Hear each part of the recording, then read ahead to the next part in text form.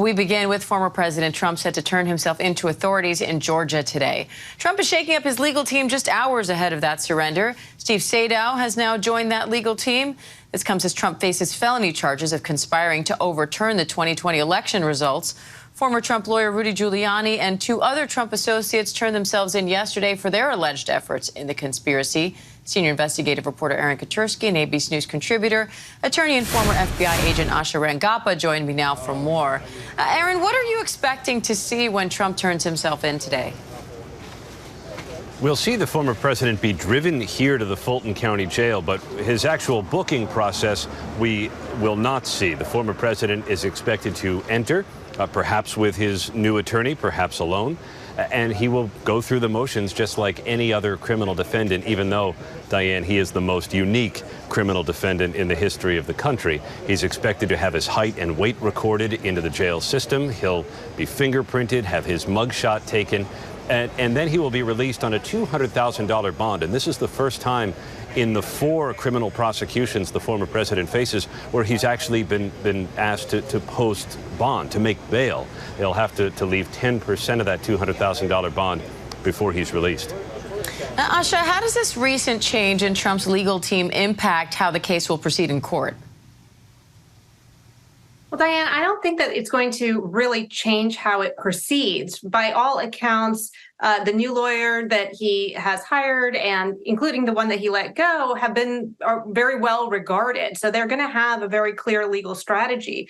I think the question with Trump is always, is he going to listen to his good lawyers as a case proceeds? Because when you have reputable attorneys, they're going to give you good advice, things like don't comment on the case in public, don't contact witnesses. And we know that some of these things are very challenging for Trump. And the attorneys in the past who have been willing to engage in shenanigans or make filings or do things on his behalf that lawyers really should not do are now being indicted with him. So I think we're really looking at what is his relationship going to be, given that he's hired some pretty good attorneys for this very, very serious case against him.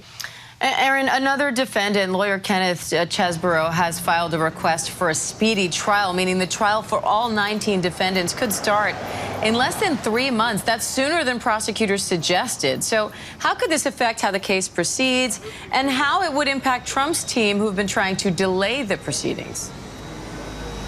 Yeah, this is, according to some legal experts here in Atlanta, Diane, the legal equivalent of dropping a bomb on the case, because it would force a trial well before the end of the year. That's far earlier than the district attorney was prepared for. It's probably, frankly, far sooner than many of the defense attorneys were prepared for, and it's sort of a dare, right? You're guessing that the prosecutors may not be fully ready.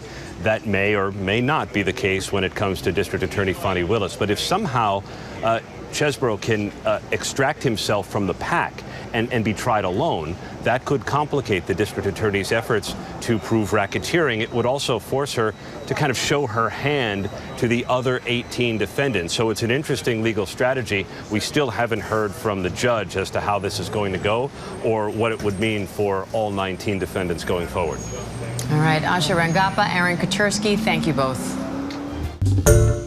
Hi, everyone. George Stephanopoulos here. Thanks for checking out the ABC News YouTube channel. If you'd like to get more videos, show highlights, and watch live event coverage, click on the right over here to subscribe to our channel. And don't forget to download the ABC News app for breaking news alerts. Thanks for watching.